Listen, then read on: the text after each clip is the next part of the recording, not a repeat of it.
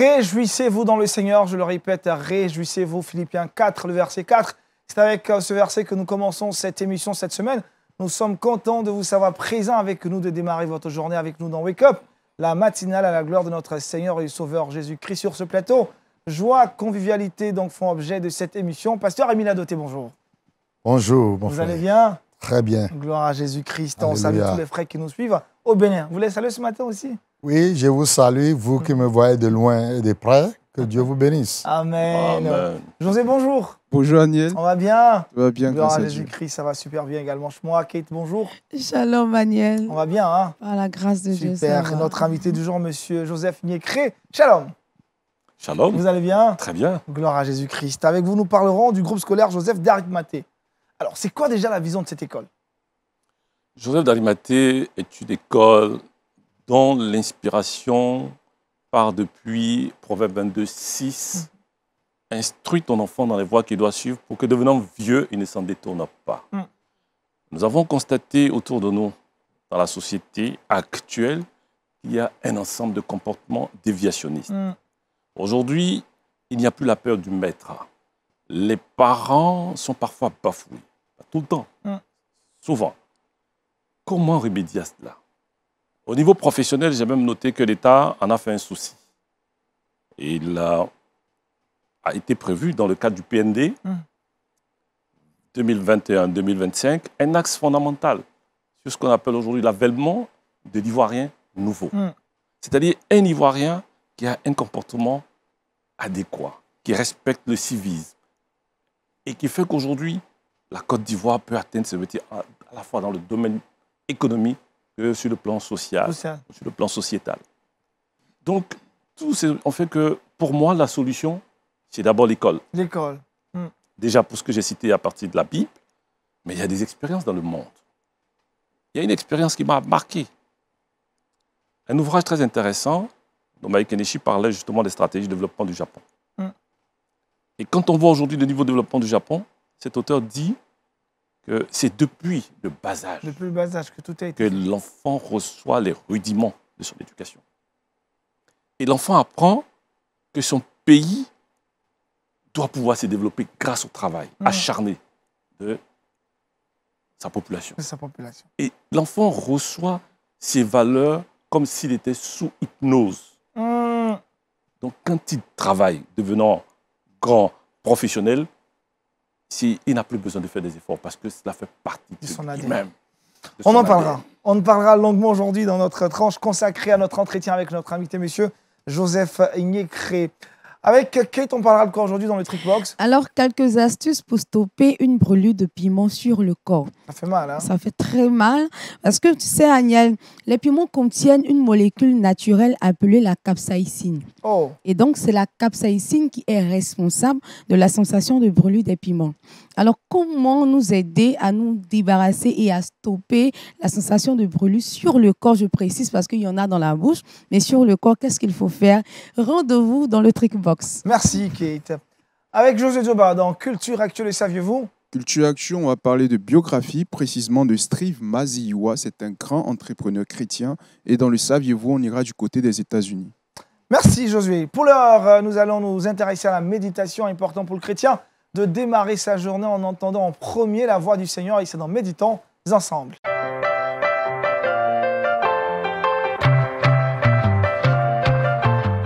Dieu a un langage. Le pasteur Émile Adoté aborde la question ce matin. Le langage de Dieu, c'est le thème de l'exhortation de cette matinée. Bien sûr, dans la parole du Seigneur, Genèse, chapitre 3, le verset 22 au verset 24, nous lisons ce qui suit. L'Éternel Dieu dit, voici l'homme est devenu comme l'un de nous, pour la connaissance du bien et du mal. Empêchons-le maintenant d'avancer sa main, de prendre de l'arbre de vie, d'en manger et de vivre éternellement. Et l'Éternel Dieu le chassa du jardin d'Éden pour qu'il cultivât la terre d'où il a été pris. C'est ainsi qu'il chassa Adam et il mit à l'orient du jardin d'Éden des chérubins qui agitent une épée flamboyante pour garder le chemin de l'arbre de vie. Que le Seigneur bénisse sa parole au nom de Jésus. Amen. Amen. Le langage de Dieu, parfois, est incompris par nous les humains. Or, l'issue de ce langage fait toujours du bien à ces créatures. Amen. Nous voyons ici Adam et Ève dans le jardin d'Éden. Ils ont désobéi à Dieu. Ce n'est pas parce qu'ils ont désobéi que Dieu les a abandonnés. L'amour de Dieu est profond envers ces créatures. Peu importe ce qui nous arrive, il suffit de reconnaître que nous sommes dans une faute et Dieu nous étend sa main tout de suite et il nous enlève de là où nous sommes. Il vient toujours à notre secours, mais ce n'est pas aussi facile de comprendre son langage. Ici, dès que Adam et Ève se sont retrouvés dans ce péché, Dieu voudrait faire quelque chose pour les épargner du pire. Mais eux, ils ne le savaient pas. C'est-à-dire qu'il y avait l'arbre de vie dans le jardin. Autrement dit, si Dieu les laissait, ils allaient porter leurs mains sur l'arbre de vie. Et si jamais ils prenaient l'arbre de vie et qu'ils mangeaient, ils devenaient irrécupérables. Le pire allait s'abattre sur eux. Et l'amour de Dieu l'a poussé. A dit, empêchons-les de porter la main sur l'arbre de vie. Puisqu'ils sont devenus comme l'un de nous maintenant, connaissant le bien et le mal, nous allons maintenant leur empêcher d'aller au pire. Parce que Dieu a un plan de leur faire retrouver l'arbre de vie plus tard. Amen. Amen. Et lorsque l'Église sera enlevée, nous allons retrouver cet arbre dont le fruit nous donne une longévité éternelle. Amen. Et c'est ce que Dieu voulait épargner ici. Ils étaient encore dans le péché. Si jamais ils mangeaient ce fruit, c'est qu'ils deviendraient éternellement sur cette terre, mais dans le péché. Dans le péché. Impossible à être récupéré. Donc Dieu dit, empêchons-les. Ce langage, ce n'est pas facile de comprendre. Et il a envoyé maintenant des chérubins, c'est des anges de l'Éternel, pour garder le jardin. Et on les a chassés du jardin. Et humainement parlant, on pouvait dire, mais Dieu aussi, il les exagère. Mais il a tué un animal, il a pris sa peau pour les couvrir. Pourquoi ne pas les laisser dans le jardin? Et il se met à les chasser hors du jardin. Or, il les chasse pour leur bien. Il y a des moments où Dieu se tait, il nous barre le chemin. Parce qu'il y a un danger là que nous ne voyons pas. Lui, il le voit. Vous voyez, vous pouvez prendre votre véhicule, ça peut tomber en panne en route au moment où vous êtes très pressé. Et vous voulez aller quelque part. Vous ne pouvez pas comprendre le langage qui se trouve dans l'ombre. Et vous allez dire, non, Seigneur, pourquoi il faut que tu débarrasses tout ce qui ne va pas, les obstacles. Enlève-les de... Il y a des obstacles bienfaiteurs. Oh, des obstacles bienfaiteurs. Que nous n'arrivons pas à comprendre. Alléluia. Il y a une dame un jour qui a demandé à sa fille, va me prendre des tickets à la gare parce que je dois voyager avec le bus. Et sa fille traînait et n'est pas allée à temps. Et arrivé, on lui dit que la place, c'est vraiment fini. Il n'y a même plus de place pour prendre la dame. Le retour de la fille, elle s'est mise à faire des tapages contre sa fille. Et l'insulte, tu vois, depuis tu as traîné ici, je dois voyager aujourd'hui, tu vois ce que tu viens de me faire. Bon, après, il a trouvé d'autres occasions. Chemin faisant, le bus qu'il a raté, il l'a trouvé dans la brousse, avec les poneys en l'air, le sang partout. Un accident terrible. Et des gens étaient morts en désordre. Mais le langage de Dieu était caché dans cette affaire. Et puis Dieu a voulu épargner la vie à sa servante. C'est une chrétienne fervente. Dieu a voulu lui épargner la vie, mais elle ne comprenait pas du tout le langage. Pour elle, c'est des problèmes. Vous voyez, dans Genèse, Dieu dit, multipliez-vous et remplissez la terre. Mais dans le Genèse 11, qu'est-ce qui s'est passé? Ils se sont regroupés à un endroit donné pour dire que nous n'allons pas nous disperser sur la surface de la terre. Pas question. Conservons notre langue, notre race. Et nous allons construire quelque chose dont le sommet va toucher le ciel. La tour de Babel. Ils se sont mis à travailler. Et dans ce qu'ils étaient en train de faire, Dieu regarda depuis le haut des cieux. Il a dit, puis rien ne peut les empêcher de faire ce qu'ils sont en train de faire. Parce qu'ils ont le même langage et ils sont unis. Pour cette raison, descendons et confondons les langues. Les gens ne pouvaient pas comprendre pourquoi Dieu voulait les confondre la langue, alors que ce qu'ils sont en train de faire Il n'y a rien de mauvais dedans. Dieu dit, mon objectif, c'est qu'ils soient dispersés. Qu'on parle de ceux de la Côte d'Ivoire, ceux du Togo, ceux du Bénin, et non un seul endroit. Et les autres superficies de la terre, qui va les occuper? Et Dieu dit, descendons et confondons les langues. Il a confondu les langues et ils se sont dispersés sur la surface de la terre. Et c'est là la volonté de Dieu.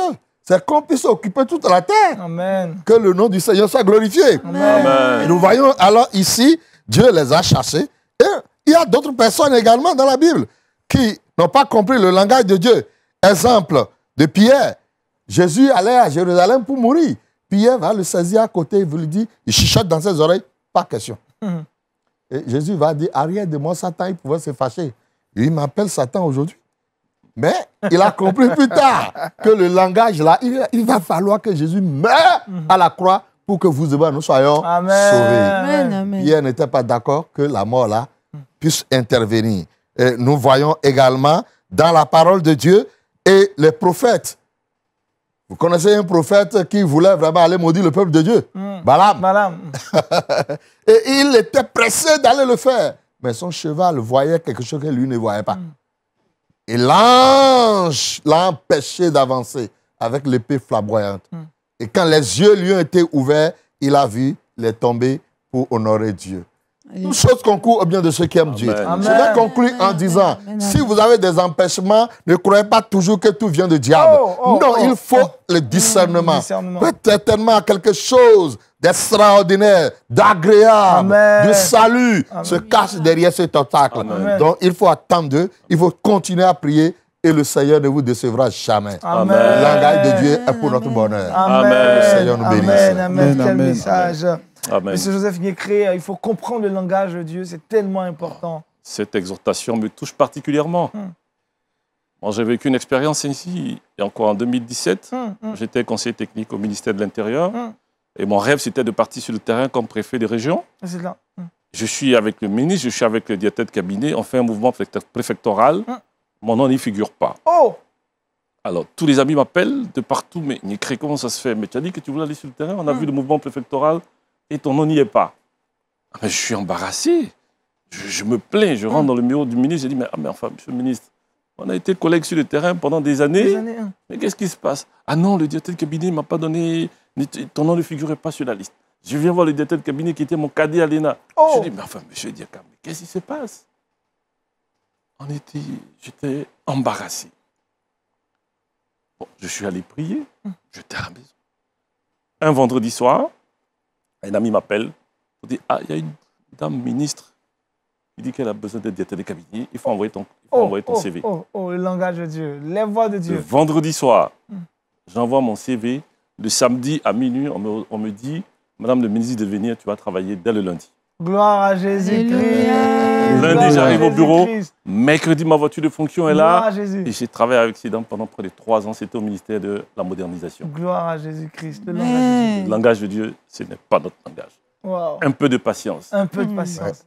Pasteur Rémi, comment comprendre ce langage? Parce que parfois, face aux épreuves, aux obstacles, on pourrait attribuer ça au diable, aux sorciers, à beaucoup de choses. C'est pourquoi il nous faut le discernement. Jean dit, ne placez pas foi à tout esprit, mais examinez-les pour voir ce qui vient de Dieu. Est-ce que vous voyez, si les obstacles sont là devant vous et que vous n'arrivez pas à aller de l'avant, si ça vient de Dieu, il aura une paix profonde qui va s'attacher à votre cœur. Un calme. Cela n'empêche pas que vous ayez des tonnes de questions qui traversent votre cerveau. Pourquoi? Pourquoi? Pourquoi? Pourquoi? Mais dans ces pourquoi-là, votre cœur sera en paix. Parce que ça vient de Dieu. Il faut la patience. Et vous verrez la gloire de Dieu. Dieu ferme une porte pour ouvrir une autre. Et s'il voit que la porte qu'il veut fermer là, c'est une porte courte pour vous, ça ne va pas vous faire du bien, il la ferme. Amen. Il ouvre une autre. Une plus grande porte. Voilà. Amen. J'ai une question, pasteur. Alors, est-ce qu'il y a des dispositions dans lesquelles on doit être pour vraiment écouter et entendre la voix du Seigneur? Bien sûr. Bien sûr. Quand vous finissez de prier, vous allez constater que souvent dans l'église, tout le monde parle, tout le monde prie. À un moment donné, le pasteur demande à ce que tout le monde garde le silence. Quand on dit de garder le silence, c'est pour deux choses. Soit on a un message divin et l'Esprit de Dieu a averti le pasteur qu'il y a un message divin qui doit confirmer ce qui a été prêché. Ou soit il y a un message pour chaque individu. Alors on garde le silence pour écouter Dieu. Et ces habitudes ne sont plus développées aujourd'hui. Parce qu'il y a un temps où Dieu doit s'adresser à nous. Dans le silence, dans le calme, comme il a fait pour Élie. Donc, il va falloir qu'on soit vraiment tranquille, on le trouve du temps. Mais dans les bruits, dans les préoccupations, Dieu, s'il parle, nous n'allons pas entendre. C'est quand vous êtes seul, calme, vous finissez de méditer et vous êtes là. Vous finissez de prier. Mais après la prière, vous êtes tranquille et vous réfléchissez sur ce que vous avez entendu. Pendant que vous êtes en réflexion, la voix de Dieu se fait sentir. Amen. Il chuchote toujours dans votre cœur. Et dans le cœur là-bas, pas de doute. Vous sentez quelque chose, une direction, une pensée, une parole. Ça vient toujours. Mais il faut prendre cette habitude de chercher à l'écouter d'abord. Autrement dit, si vous ne l'écoutez pas, comme tu parles avec quelqu'un, la personne ne t'écoute pas, comment tu vas lui parler? Je ne lui parle plus. Ah, là, tu es radical. Hein? Merci, pasteur Émile Adoté. Vous allez prier pour nous ce matin, demander au Saint-Esprit de nous aider vraiment à comprendre le langage de Dieu. Il est écrit dans ta parole que toutes choses concourent bien de ceux qui aiment Dieu.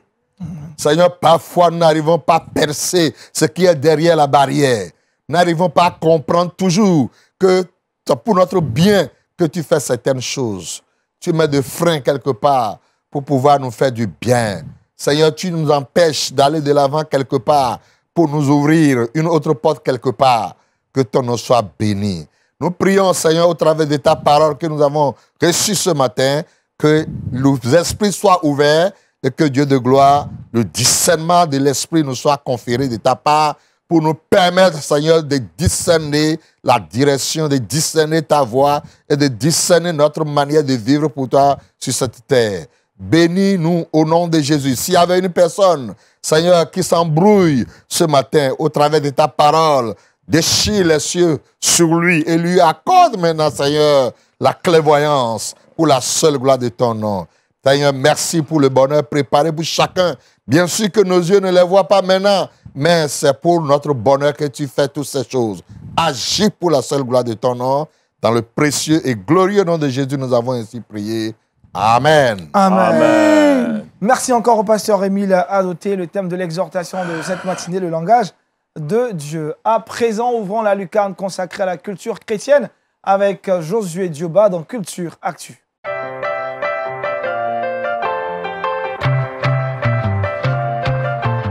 Josué, nous faisons un focus aujourd'hui sur une biographie. Une biographie, Aniel, après avoir compris le langage de Dieu, nous allons parler de Steve Maziwa. C'est un homme d'affaires milliardaire zimbabwéen. Il est cofondateur, président exécutif du groupe technologique international Econet Global. C'est une entreprise qui fournit des technologies et des services de communication dans plus de 15 pays en Afrique, mais aussi dans l'Europe. Alors, concernant son parcours, c'est qu'il a fait des études en Grande-Bretagne et après ces études, il a décidé de retourner au Zimbabwe pour apporter son expertise et aussi de pouvoir créer et développer l'entrepreneuriat donc dans son pays. Et au suite de cela, il a décidé en 1988 une société de sous-traitance électrique appelée Retrofit Engineering. Malgré donc le succès de cette première entreprise, il va encore développer une seconde entreprise de télécommunications sans fil. En son temps, c'était une chose très rare en Afrique dans les années 1990. Alors, comment Steve Maziwa a connu le Seigneur?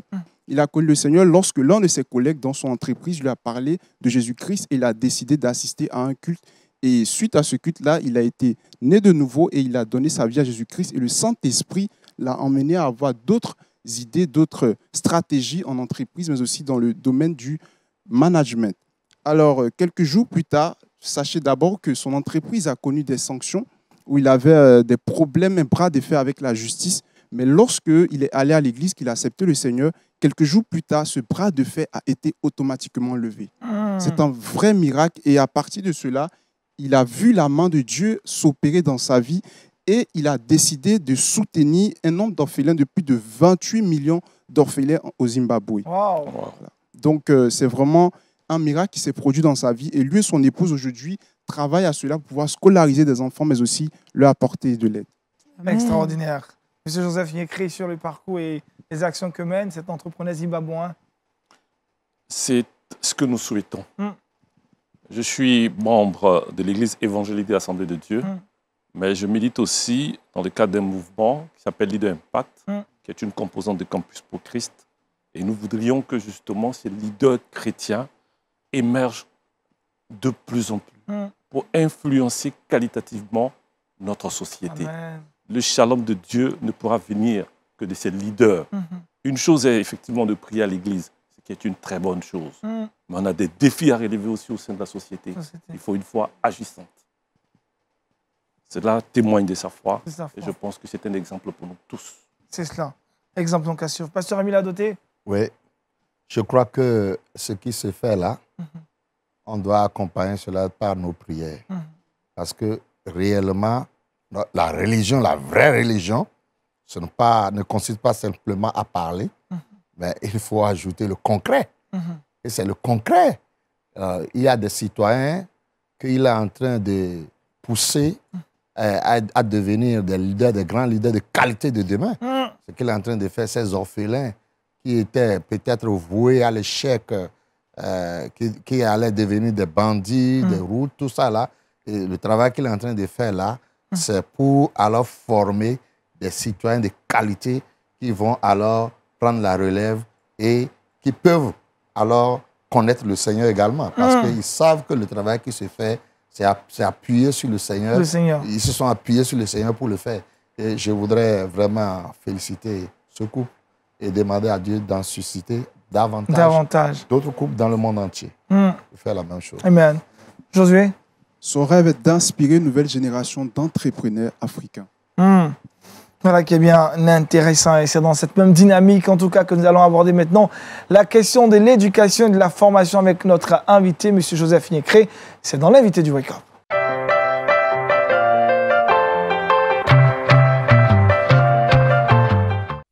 Nous parlons aujourd'hui du groupe scolaire Joseph d'Arimathée, un groupe scolaire qui a pour mission d'apporter un enseignement nouveau à des enfants. Et M. Joseph nous en dira davantage sur la vision et la portée de cette école. Quand est née cette école déjà et dans quel contexte l'école est née? L'école a été ouverte pour la rentrée scolaire 2021-2022. Je l'ai dit tout à l'heure. Je suis chrétien et je fais partie aussi de ce mouvement qui est Leader Impact. Et nous recevons une formation pendant 9 mois. 9 mois. À l'issue de la formation, nous devons faire face à des défis de notre société. Alors, certains se sont intéressés à la problématique de la prostitution au sein de la société. D'autres, la question justement de l'indiscipline sur nos routes. Mais moi, j'ai été marqué particulièrement par le problème de l'indiscipline que nous constatons tant à l'école que dans la société. Et en réfléchissant et en méditant, le Seigneur m'a mis à cœur de créer cette école que je considère comme étant une école missionnaire. Sur la base de ce que je vous ai dit, Proverbe 22:6, instruis ton enfant dans les voies qu'il doit suivre pour qu'en devenant vieux, il ne s'en détourne pas. Si l'enfant, pendant qu'il est jeune, pendant qu'il est petit, nous arrivons à structurer son esprit, sa personnalité, sur la base de la prière, de la parole de Dieu et de vraies valeurs, alors cet enfant-là, demain, peut devenir un citoyen. Il peut être une bénédiction, à la fois pour sa famille, pour la société, à l'image de Joseph d'Arimathée. Qu'est-ce qui fait la différence dans cette école? Quels sont les cours qui sont donnés, la maquette des cours?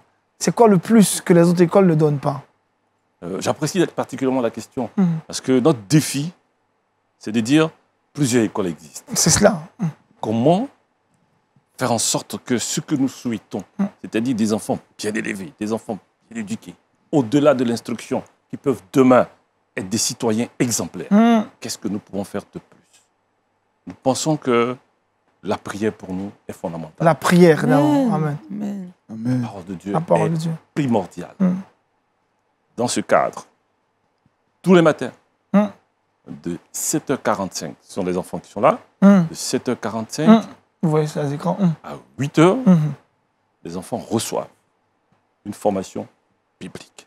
Tous les matins? Tous les matins, de 7h45 à 8h. À 8h. Le lundi matin, c'est au drapeau. Donc, lorsque nous finissons de monter le drapeau, qui est le symbole de notre nation, parce que les enfants doivent aussi apprendre le civisme, c'est qu'est l'État. Pourquoi un drapeau est important? Quand on finit avec l'État, nous devons nous intéresser à celui qui nous a créés. Donc, il y a une exhortation, une méditation qui est donnée par un enseignant. Un enseignant. Le vendredi, à la descente du drapeau, un questionnaire est élaboré sur la base de la méditation que nous avons faite le lundi. Wow. Pour voir si les enfants ont retenu ce que nous avons essayé d'enseigner. Mais entre le lundi et le vendredi, tous les jours, un verset biblique est médité. Wow. Donc, la prière. Nous sommes à l'ère de la mondialisation. Et nous pensons que les enfants ont besoin d'atouts. Parce que l'instruction est une chose, je l'ai dit, mais la personnalité est fondamentale. Est fondamentale. C'est pour cela que nous appelons aussi Joseph d'Arimathée, nous disons le gros collège, l'école des futurs leaders. L'école des futurs leaders. Parce que le leadership est tout. Les enfants aujourd'hui ont besoin de parler, par exemple, des langues étrangères. Pourquoi? Nous avons choisi, par exemple, le mandarin. La Chine est devenue aujourd'hui l'atelier du monde. Plus de 50% des entreprises dans le monde, et je n'exagère pas, fabriquent en Chine. En Chine, c'est là. Donc, nos enfants qui demain vont terminer leur formation, s'ils veulent accroître leur chance d'avoir de l'emploi, la Chine peut être une bonne direction pour eux. C'est un atout indéniable si déjà les enfants sont familiarisés avec la langue de ce pays. Un grand pays.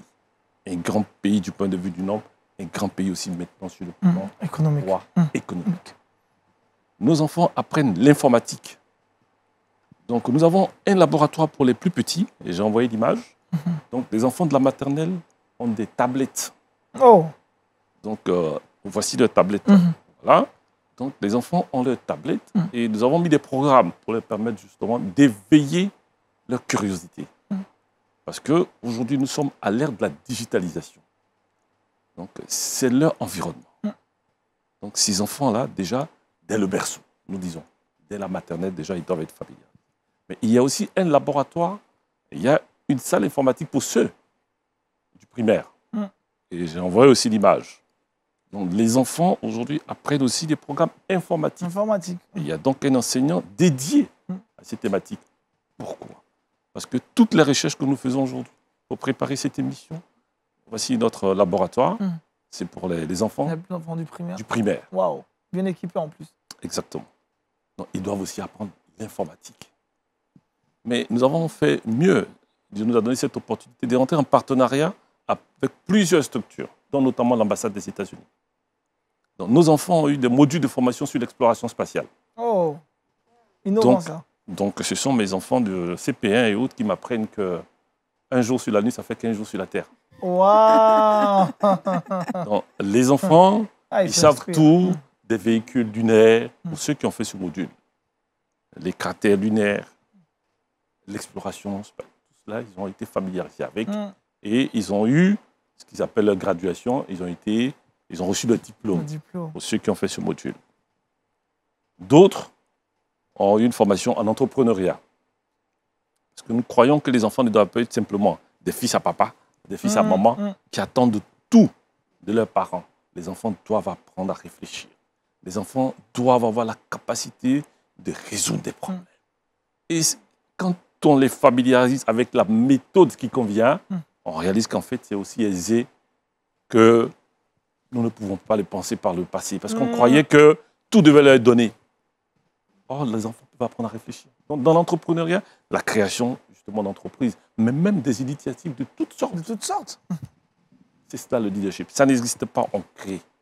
On ferait un chemin là où il n'existe pas. Mais ce que nous voulons, c'est un leadership transformationnel à l'image de Christ, fondé sur le service. Sur le service. Des valeurs que vous mettez en avant, l'excellence, la rigueur et l'humilité. Pourquoi ces trois valeurs fondamentales? L'excellence, le haut niveau de la qualité. Quand j'ai choisi les tenues de ces enfants, j'ai regardé, je cherchais. C'est comme ça que le prince, au Japon, le petit garçon, quand il va à l'école, c'est ainsi qu'il est habillé. Nous voulons que les enfants déjà se familiarisent avec un environnement qui les prépare à être demain des leaders de haut niveau. Donc, excellence dans leur présentation, excellence dans la présentation de l'école, excellence au niveau des cours que nous leur dispensons. Nous voulons l'excellence à tous les niveaux. La rigueur, en termes, non pas de sévérité, mais de respect de principe. Sur le plan pédagogique, il y a des enseignements qu'on donne. Il y a des principes qui doivent être respectés. Il faut faire en sorte que ces principes soient respectés. Il ne faut pas, j'ai dit à mes enseignants, qu'il y a des écoles pour faire de la publicité. Parfois, quand des enfants composent, certains maîtres se substituent aux enfants. Et ça a été le cas récemment au niveau de... Alors, il semblerait qu'un enseignant, ce serait... Bon, je préfère ne pas aller trop de détails. Mais je dis, je ne voudrais jamais entendre parler de ça dans mon école. Si l'enfant a 19, il faut que ce soit une note qu'il mérite. Parce que si, dès le départ, on enseigne à l'enfant que pour réussir dans la vie, il faut frauder, comment voudriez-vous que demain, cet enfant-là ne soit pas un fraudeur? Donc, le mérite.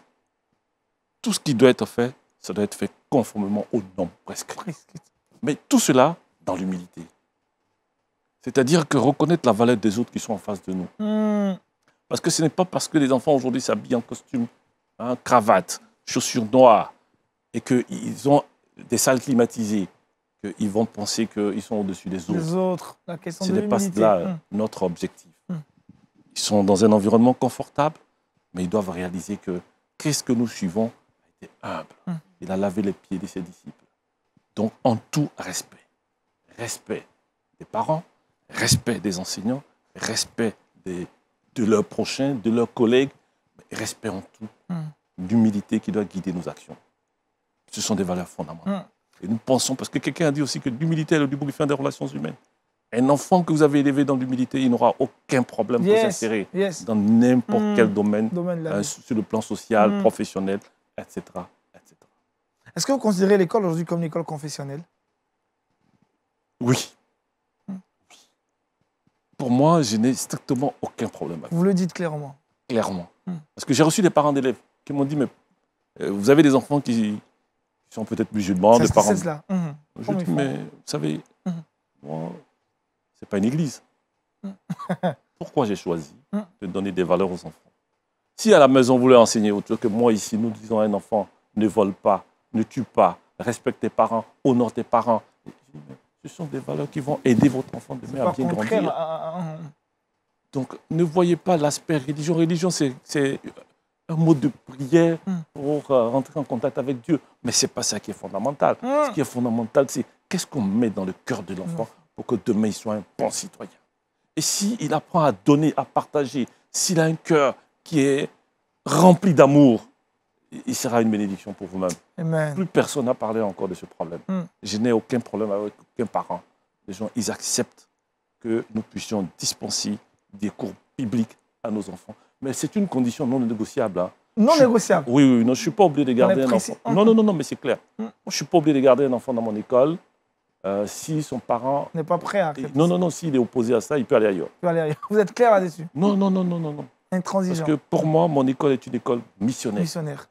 On a la chance d'avoir accès à des enfants auxquels on n'aurait peut-être pas pu avoir accès autrement. Parce que nous, quand on recrute, on ne dit pas, venez, venez, Christ vous aime, c'est pas ça. Venez, on va instruire vos enfants. Mais parallèlement, nous profitons aussi pour donner des enseignements bibliques aux enfants parce que nous croyons que c'est dans l'intérêt de tous que le shalom de Dieu soit dans notre société. Amen. C'est vraiment une école missionnaire. Tout le monde se comporte comme Christ le souhaite. Je pense qu'on ne peut avoir que la paix au sein de notre société. Amen. Donc, nous croyons en notre mission. Nous croyons à la vérité de ce que nous faisons. Nous n'avons pas honte. Alors, comment on fait intégrer un enfant à cette école? Notre école est ouverte. Nous avons fait notre toute première entrée pour cette rentrée scolaire. Et nous voyons venir, parce que plusieurs parents manifestent le désir de mettre les enfants dans cette école. Donc, nous pensons que nous devons faire attention quand même Mais étant donné que nous avons tissé toutes sortes de partenariats, même avec IYF, l'ONG coréenne, avec le pasteur Sou, nous sommes en partenariat avec IYF parce qu'ils ont un module qu'ils enseignent qui est le mindset, c'est-à-dire changement de mentalité. Comment faire en sorte que les gens prennent en compte l'intérêt, par exemple, de leur communauté, l'intérêt de leur société. Vous êtes ici, comment faire en sorte qu'on ne fasse pas prévaloir les besoins de sa carrière au-dessus de ce qui constitue l'organisation, etc. Donc, nous travaillons aussi avec IYF. Donc, les parents, nous allons les accueillir. Mais nous allons quand même faire un test à la rentrée prochaine. Pour vérifier le niveau de l'enfant. Si ça nécessite des modules de renforcement de capacité, nous allons pouvoir les faire. Nous allons faire ça un peu avant la rentrée. Donc, il y aura une forme d'ouverture au départ. Mais ce qui constitue notre préoccupation à nous, c'est de faire en sorte qu'on n'excède pas 30 élèves par classe. Quelle que soit l'affluence. C'est non négociable aussi. Parce qu'on ne peut pas, ça ne peut pas être un foutoir. L'éducation est trop précieuse. Parce que ce que nous formons là, chaque jour, quand je passe dans des classes, je dis, les enfants, vous êtes les meilleurs. Yes. Est-ce que vous savez que vous êtes les meilleurs? Oui, nous sommes les meilleurs. Si vous intégrez cela, vous serez exactement meilleur. Parce que c'est l'éducation qui est le vecteur qui induit ce que nous devenons demain. Tous ceux qui réussissent passent par l'éducation. Quand je parle d'éducation, oui, ça peut être sur les bancs, mais on peut être éduqué aussi par le biais d'un ensemble de centres de formation, par un mentor. C'est fondamental. Et quand j'arrivais, je me rappelle encore de l'histoire de Singapour, où la formation a été à la base de l'explosion, mais dans le sens positif, de ce petit État. L'éducation, pour moi, est réussie demain au sein de notre famille. Faire en sorte que notre pays devienne un pays qui compte par l'éducation. C'est pour ça que nous n'allons pas abandonner ces enfants. Nous commençons avec eux à la maternelle, nous sommes avec eux au primaire, nous irons avec eux au collège, et nous irons avec eux à l'université. Et nous allons tisser des partenariats avec les meilleures écoles au monde pour que ces enfants-là, demain, nous soyons fiers d'eux. Parce qu'ils seront remplis des valeurs chrétiennes et ils vont apporter le changement que nous souhaitons. De l'impact.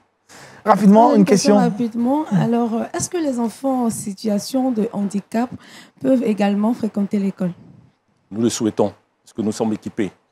J'ai envoyé une image justement de ce laboratoire avec le professeur Padou, qui sont des experts justement dans ce domaine.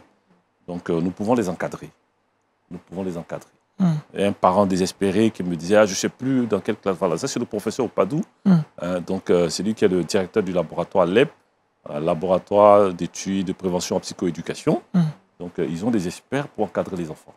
Alors, ils étaient un peu surpris parce que en la matière, il y a peut-être quelques établissements qui le font, mais nous faisons partie des établissements qui innovent dans ce domaine. Parce qu'on suppose que nos enseignants ont reçu des formations en psychoéducation, mais eux, ils sont des experts. Les experts, c'est cela. Voilà. Donc, ils vont encadrer ces enfants-là et apporter le plus dont ils ont besoin pour leur permettre justement d'avoir des chances de réussir comme les autres. Justement, on a un, là, à l'école, cet enfant, voilà, par rapport aux autres, il a un petit retard, mais après avoir discuté avec ses experts, on a compris parce qu'il a un problème de motricité. Donc, son évaluation ne se fait pas par l'écrit, mais on fait son évaluation à l'oral. Et on essaye de voir dans quelle mesure. Donc, il y a ces aspects-là que nous pouvons maîtriser grâce aux experts qui nous accompagnent. Voilà qui est intéressant. Pasteur Emile a doté une école missionnaire depuis le bas âge avec les enfants. Extraordinaire ce projet. C'est une aubaine. Je crois qu'il va falloir que les gens en profitent. Les frères et sœurs qui entendent de telles écoles, il faudrait que vraiment les enfants puissent aller dans cette école. Parce que l'avenir est rassuré. Ce que nous voyons là.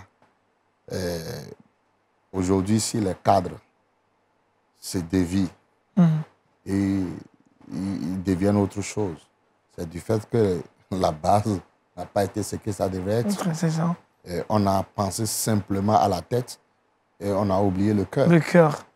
Ici, les deux se trouvent dans cette école. Le cœur et la tête. Et la tête. Le succès est là. Le succès. Le succès est là et je crois que si on peut étendre cette école vers la sous-région. Le pasteur pense au Bénin. Hein? Vous avez créé, donc l'exemple peut être réédité au Bénin. Hein? En Côte d'Ivoire commence, mais... à Jérusalem ici. Hein?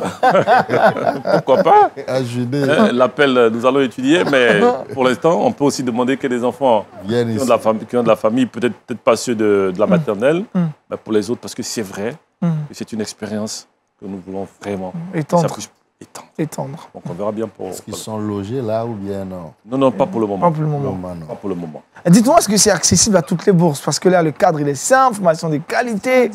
Est-ce que vraiment, derrière, là, c'est pas encore select financièrement? Non, parce qu'on ne peut pas vouloir faire l'œuvre de Dieu et puis pratiquer des prix exorbitants. Donc, bon, mais vous savez, c'est un peu relatif parce que ça va de pair avec quelques charges. Bon, donc...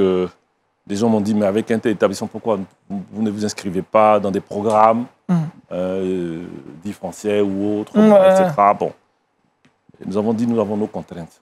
Par exemple, je ne voudrais pas m'engager dans un programme où, par exemple, on peut me dire, il ne faudrait pas que j'enseigne, par exemple, qu'il y ait une formation biblique. Biblique, c'est ça. Non, je veux avoir mon autonomie de fonctionnement. C'est cela.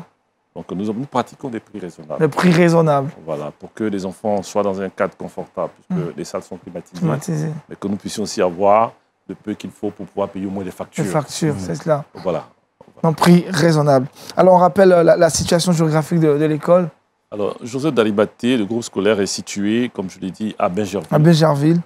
Derrière l'hôpital Mère-Enfant, sur la route allant dans le village d'Adjien. Et le quartier, c'est le quartier Joby-Sandrette 2. Super. Après, la nouvelle opération, je vais faire la publicité, mais à Doha. À Doha. Voilà. Je ne sais pas si c'est permis, mais en tout cas, c'est une... Voilà. Ça sera quelque part. Bon, c'est à vous de voir.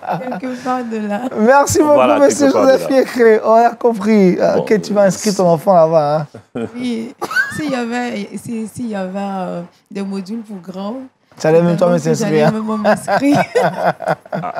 Peut-être que ça sera peut-être pensé. L'école est extraordinaire, le cadre est... Le cadre, ouais, c'est vraiment extraordinaire. Beau. Il y a des enseignements de qualité. Vraiment, ça fait rêver. Et surtout... Tant que l'université soit là et que tu... Les pasteurs nous ont baptisés formés là-bas. À la longue, hein, on va y arriver. On va y arriver. On va y arriver. Merci beaucoup encore, M. Joseph Yécré, pour cette école. Très belle présentation. On retrouve maintenant Kate, et c'est dans le Trickbox.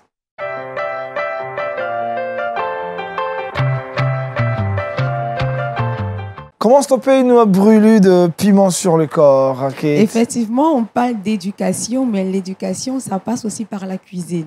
Avec nos mamans, nous les filles, et ben, quand on fait la cuisine, après avoir coupé du piment très fort, on finit par avoir les mains qui brûlent.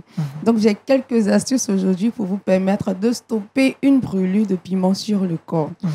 Alors, comme je le disais à l'entame, la capsaïcine, je veux bien prononcer le mot pour tout le monde, donne non seulement du goût au piment, mais va également rendre notre piment piquant. Et donc, après avoir découpé le piment, qu'est-ce qu'il faut faire? Prenez un stylo et un bloc-notes pour noter, premièrement, de l'eau sucrée. Moi, j'ai testé cette technique-là et puis ça a marché la semaine dernière. Donc, mettez une bonne quantité de sucre dans de l'eau, puis trempez-y vos mains et laissez quelques minutes. Vous allez voir que la brûlure va totalement stopper. Voilà. Et puis, deuxièmement, vous pouvez également frotter du sel et du citron. Donc, frottez vos mains avec du sel et du citron. Et puis, pour terminer, utilisez le lait. Alors, comment est-ce qu'il faut faire? Le lait contient une protéine appelée la caséine. Cette protéine agira comme un nettoyant pour stopper la brûlure. Et si vous n'avez pas de lait, vous pouvez utiliser du fromage ou quelque chose à base de lait. Voilà.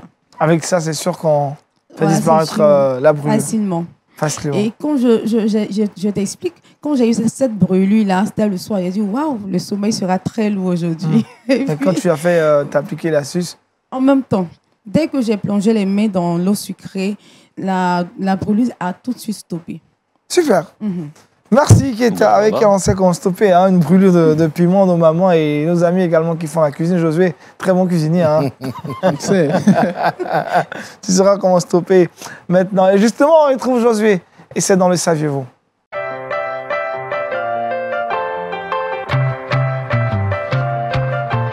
Et avec Josué, on part aux États-Unis. Oui, on part aux États-Unis. Aniel, aujourd'hui, on assiste à une polémique au sein de l'Église. On parle de qui est de Dieu, qui n'est pas de Dieu. Et aujourd'hui, lorsque nous faisons une étude aux États-Unis, il y a moins de 50% des Américains qui considèrent les pasteurs comme des sources de sagesse fiables. Un pasteur auteur estime également que le christianisme est vu comme archaïque. Donc aujourd'hui, il y a le doute qui s'installe aux États-Unis au sein du peuple de Dieu, mais aussi des non-chrétiens. Ils se disent que les pasteurs aujourd'hui sont des aventuriers, ne sont pas fiables. Et donc, d'après l'enquête de l'Institut de sondage évangélique, les pasteurs ne sont majoritairement plus perçus comme une voix crédible, y compris sur les sujets spirituels. Si une mauvaise gestion du pouvoir a conduit à une perte de crédibilité, revenir à la racine et à la forme de l'autorité du pasteur est le chemin du retour, d'après Glenn Packiam. Nous pourrons redevenir des personnes dignes de confiance lorsque nous redécouvrions la racine et la forme de l'autorité pastorale. Cependant, les non-chrétiens doutent davantage de la crédibilité des pasteurs qu'ils conçoivent comme étant des aventuriers. Pasteur Joseph, réaction suite à cette information aux États-Unis, 50-50, les pasteurs ne sont plus très crédibles. Les pasteurs devraient être crédibles.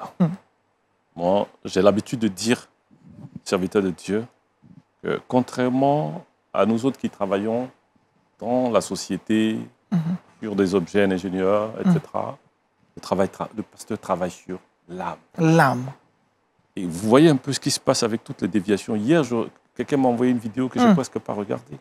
Un serviteur de Dieu qui enfin, je suis choqué. Vous êtes choqué. Parce qu'il joue avec l'intimité des femmes désespérées. Or. Vous comprenez? Qui stocke l'argent, ça ne devrait pas exister. Ça ne devrait pas être nommé dans le monde des pasteurs. Dieu merci. Ils ne sont pas des gens. À côté de cet ivraie-là, la bonne graine. Encore la bonne graine. Ceux qui ont encore la crainte de Dieu. Parce que je m'interroge, comment on peut connaître Dieu et puis se permettre d'agir comme certains le font. Dieu est fidèle. Dieu est fidèle. Il a vraiment ce qu'il a appelé et qui continue de nourrir le peuple de Dieu, qui continue de donner de bons enseignements. Bons enseignements. Et je pense que c'est plutôt de ce côté-là qu'il faut regarder et prier pour que petit à petit, tous ceux qui ne sont pas véritablement appelés puissent s'intéresser à autre chose. À autre chose. Qu'on n'est pas obligé d'être pasteur quand on n'a pas reçu un appel. Un appel. Pasteur Emile Adoté, les pasteurs aux États-Unis sont plus crédibles. Hein. C'est dommage. Cette question, les disciples l'ont posée à Jésus. N'as-tu pas semé la bonne semence dans ton champ? Il a dit, bien sûr. D'où vient l'ivraie? L'ennemi l'a fait pendant que les gens dormaient. Veux-tu qu'on aille l'arracher? Laissez tout croître ensemble. C'est ça. La réponse de Christ. Laissez tout croître ensemble. Et le jour de la récolte, je serai avec vous. Si je vous laisse faire la récolte seul, parce que l'ivraie est tellement ressemblable à la bonne semence. Donc, vous voyez, aujourd'hui, comme le frère vient de le dire, tout le monde n'est pas obligé d'être pasteur. Ce n'est pas parce qu'on chôme, on y va. Ce n'est pas bien. Il y a tellement de choses. Certains cassent les foyers des gens. Chez nous, là, des révélations impossibles. Rien pour unir, pour séparer. Et quand on voit que le monsieur a un peu de sous, on fait tout pour faire des prophéties, on fabrique les prophéties. C'est pas bien. C'est pas bien. Et on arrache les femmes d'autrui. Beaucoup de pasteurs sont en prison. Sont en prison. Ça, c'est une honte. Mais c'est vraiment triste, hein. On rigole, mais ils sont en prison. Plein, ils sont nombreux en prison. Les anarches marmailleurs, comme on dit. Par exemple. Et je pense qu'il y a peut-être une initiative aussi à saluer. De plus en plus, je pense que le monde évangélique est en train, par exemple, de s'organiser. Chez nous, il existe des confédérations, bon, par exemple la FICI, après, bon, on a le consistoire, etc. Bon, je pense que ce sont des cadres qui peuvent aider de plus en plus à faire en sorte que ceux qui véritablement veulent encadrer les fidèles, les appelés de Dieu, qu'ils puissent faire correctement leur travail. Le travail. Parce que, vous l'avez dit, aujourd'hui, sur des antennes, des gens ne se cachent même plus. Ceux qui sont porteurs de valeurs morales. Aujourd'hui, on a des cartes de fidèles. Qui sait, peut-être? Je sais qu'il y a peut-être une évolution, une réflexion qui est menée pour voir qui est véritablement pasteur. Parce que si l'appel ne fait qu'aujourd'hui, chacun crée sa petite chapelle, je suis pasteur. La doctrine, on ne sait même pas qu'est-ce qu'il enseigne. Les gens sont désespérés, ils sont dans ces églises et on enseigne n'importe. Aujourd'hui, les pasteurs font brouter de l'herbe aux gens. Brouter Les gens mangent du beurre, du sel. C'est-à-dire, c'est écrit. Est-ce qu'on peut rester, comme Dieu a dit, de laisser croître? Avant de lire le verset boussole, M. Joseph, des contacts sur lesquels on pourrait joindre l'école ou un site internet, Facebook, comment est-ce qu'on peut entrer en contact avec le groupe scolaire d'Arimathée, Joseph d'Arimathée? Alors, je vous donne un contact. Puis, je pense qu'on pourrait l'afficher juste. Voilà, on pourrait l'afficher parce que on peut appeler déjà au 07 09 03 50 53. 07 09 03 50 53. Deuxième numéro. Deuxième numéro, allez-y. 01 25 85 75. Je rappelle les deux numéros. 07 09 03 50 53 01 25 85 75. Merci encore à vous, monsieur Joseph Nécré. C'est moi qui vous remercie. Merci à Kate, merci à Joseph, merci au pasteur Émile Adoté. Merci à toute l'équipe de production, de réalisation de Wake Up. Ce fut un plaisir. On va terminer justement avec le verset boussole. Kate, je n'ai pas oublié. Romains 8, 28. Nous savons du reste que toute chose concourt au bien de ceux qui aiment Dieu, de ceux qui sont appelés selon son dessein. Il faut comprendre le langage de Dieu. Et on dit merci à M. Joseph pour son témoignage. Il nous a permis de comprendre un plus pratiquement c'était quoi le langage de Dieu. Parfois, on croit que les portes sont fermées, mais Dieu prépare de plus grandes choses pour nous. Rester patients. Dieu vous aime énormément. Bonne suite de programmes sur Lumière du Monde Télévision. Excellente semaine. Shalom chez vous.